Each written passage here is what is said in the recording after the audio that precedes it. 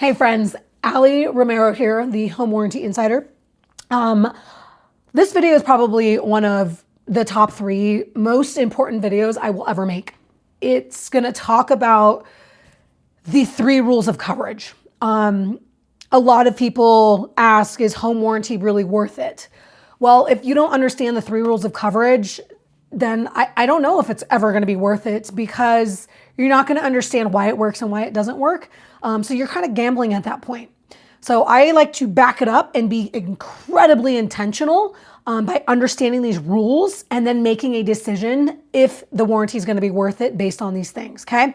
So let's dive into these rules. This video is going to be in 3 parts. Part 1 is I'm going to give you the rules. So write them down, get a pen and paper ready or your phone and make these notes. Okay, I'm just going to spell them out for you. Part number 2, I'm going to give examples on these rules so that we can apply them to, real life scenarios and claims and actually things that happened. And then part number 3, I'm going to go back and dive real deep on rule number 1, because rule number 1 has everything to do with why so many horror stories exist, because they are out there and they are real, and a lot of them are avoidable based on rule number 1. Before I get started, I do want to remind everybody I work in real estate. So my direct clients are real estate agents, realtors. So I sell coverage in real estate transactions, okay?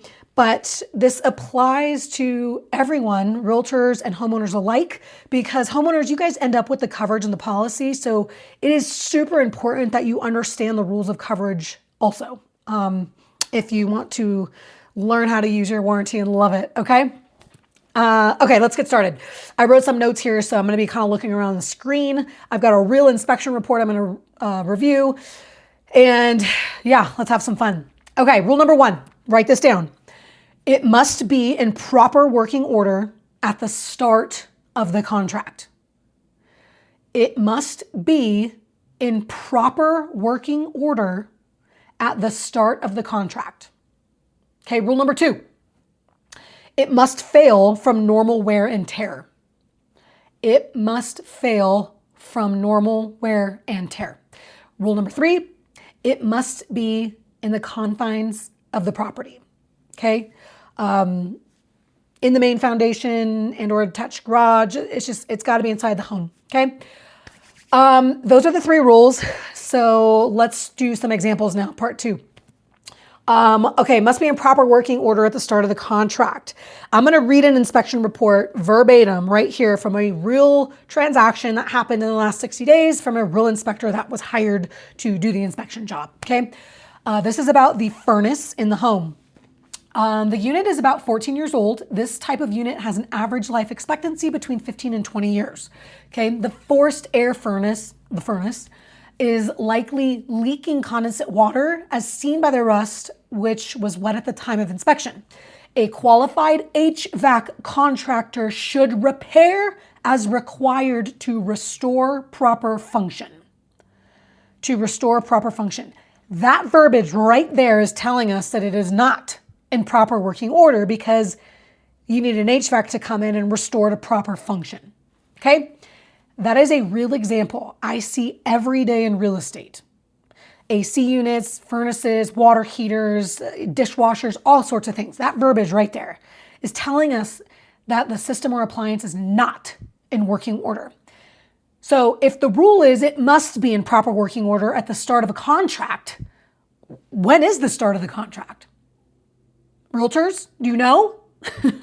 The start of the contract is closing day. That's when the policy, if you're buying a warranty, takes effect.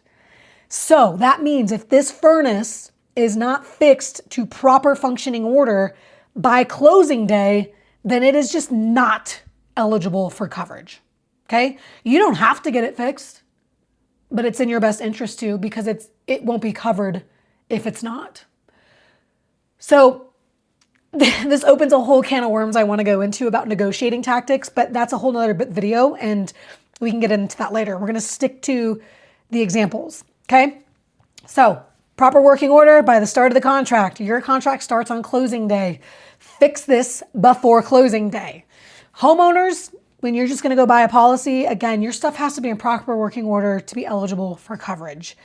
If you don't have inspection reports because you've owned the home for 10 years, totally cool. What's going to happen is if you file a claim, a tech is going to come out, diagnose the problem, and we are going to go based on that diagnosis. If he says, this failed from normal wear and tear, green light, we'll cover it all day. If he says, this thing's been broken for ages because it hasn't been serviced for 20 years, no good. It all comes down to the verbiage on that diagnosis, okay? And it's all going to be dependent on the professionalism of the tech that goes out, and we're going to lean on whatever that guy says, okay? Moving on. Second rule for normal wear and tear. Not rule, sorry, example. So here's some examples for normal wear and tear. It's easier to kind of talk about what isn't the normal wear and tear, the claims that got denied, so that it's easy to kind of see. I had a woman who was renovating her kitchen. Okay, so she has, brand new sinks, and they were putting up cabinets on the wall, trying to install them, and a cabinet fell off. It hit her $800 gooseneck sink faucet and broke it. Okay, she filed a claim, and we denied the claim. Why did we deny it? Because that gooseneck didn't break from normal wear and tear. It's not normal to renovate your kitchen. I mean, it is normal, but it's not an everyday thing that causes wear and tear on a broken gooseneck because a cabinet fell on it. Okay, not normal wear and tear. Got it? Next example for that. This is totally real too. A homeowner has an AC unit, the outside one, and they have a dog, and their dog loved to pee on the corner of this AC unit. Again, real story. Over and over, the dog every day, multiple times a day, peed on the corner of this AC unit. The AC unit finally one day just didn't turn on, stopped working. They filed a claim. The tech comes out. This is for you homeowners. And he assesses the problem, and he can see after days, weeks, months on end, how much dog pee was in this unit. And so he said this failed because of excessive, urine wet on this unit. It made it fail. Okay. Again, that's not normal. It's not normal for dogs to pee on an AC unit for days, weeks, months, years on end. Okay. Denied claim. I guess those are two really good ones. We'll move on. You guys get the point. Okay. Those are kind of like free. Well, let me give you one more. If there was a big storm and a tree in your yard fell over, hit the AC unit and broke it, that's not normal wear and tear. That is an act of God, and that is a homeowner's insurance claim, not a home warranty claim. Okay. Those are my three examples, kind of hits some different areas. Hopefully made you laugh. But again, the theme is it's not normal wear and tear. Okay. Denied claims. Okay, example number 3, it must be in the confines of the property. So, horse stables, depending on where you live, these could be very common, and these could be like, we don't ever deal with that. But horse stables just aren't eligible for coverage. They're not inside the home, and they're not meant for living. They're meant for livestock, okay? Not covered. Let's see what else. We have a spa coverage, a lot of pool on the West Coast, those aren't inside the home, so they're not technically covered unless you have the proper coverage. There's a theme I always say, not all coverage is created equal, okay? So you have to have spa and pool coverage in order for those things to be covered because they aren't located inside the home. Got it? Okay. Same thing with like guest houses, in-law suites. We have optional coverages to include those things and give them coverage, but they're just not inside the home, so it's not automatically included in a plan, right? Not all coverage is created equal. Not all plans are created equal. Another one, I always use this as an exercise because it's really, really good. Kind of hits a couple of these rules here. So if you have sprinklers in your front yard or backyard, whatever, and the kids on the street, they're all playing soccer in the grass.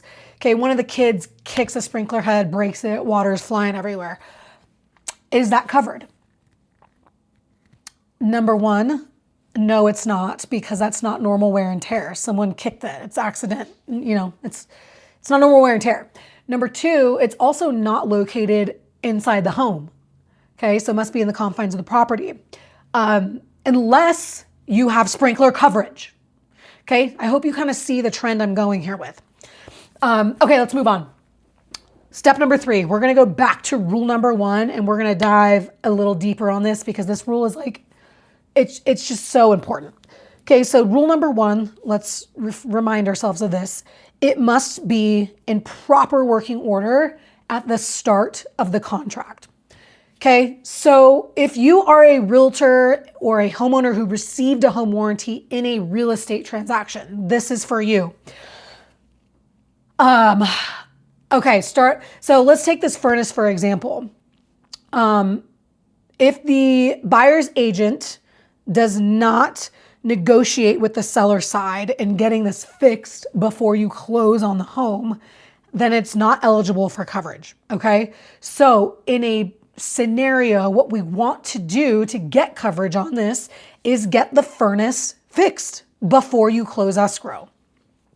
One of the ways to do this is, your agent can go to the seller's agent and request that the seller fix and restore the furnace to proper working order so that the home warranty works and it's eligible for coverage. Okay, that's the best way to angle that, to get your seller to help with the cost and get it fixed so that you're set up properly in the transaction and it's eligible for coverage after the fact. Okay, sometimes the sellers just straight up say no for different reasons. Let's say the seller has absolutely no funds to help get anything fixed. They're in a dire need to ditch this house and move on with their life. Okay, so they're just like, yo, I don't have money to fix this stuff. Take it or leave it. That's real, that happens, and it's okay. So another way that you could still get this eligible for coverage, we could close on escrow and we could, outside of escrow, get it fixed on your own with your own money. And then you buy the policy after the fact. As long as you buy a policy within 30 days of the close of the transaction, we can still warrant and issue that real estate plan and it could still completely be eligible for coverage, okay? So again, more on that later, a little bit of a different subject, but I want to ensure that we just understand that there's options around getting things fixed, but the rule of thumb is it has to be fixed. It has to be in proper working order to just be eligible for coverage, okay? So yeah, I think, let me give you another scenario where an agent did the exact opposite. They were representing the buyer, and this was over an AC unit, and the inspector said the AC unit isn't cooling properly, it's broken, it doesn't work. The agent said, hey, don't worry about it. I buy you a home warranty and they'll cover it if it fails. So 3 months later, when it got hot, that homeowner flipped on their AC and it didn't work. Well, we knew it didn't work in the inspection when they were buying the house because the inspector told us it doesn't cool things properly. It's broken, right? So we denied that claim. And what happened was that homeowner, filed a complaint against the realtor because they essentially lied, misguided the homeowner into thinking that they were going to get this coverage on this AC unit, and they didn't. So then the realtor, calls me and is very upset, naturally, because home warranty isn't doing what they're supposed to do, when in fact, we don't cover broken things, so it was a clear denial. This is how the horror story begins. In the transaction, not getting things fixed, telling a homeowner they'll get coverage when they don't. And it's that triangle that's just so unfortunate.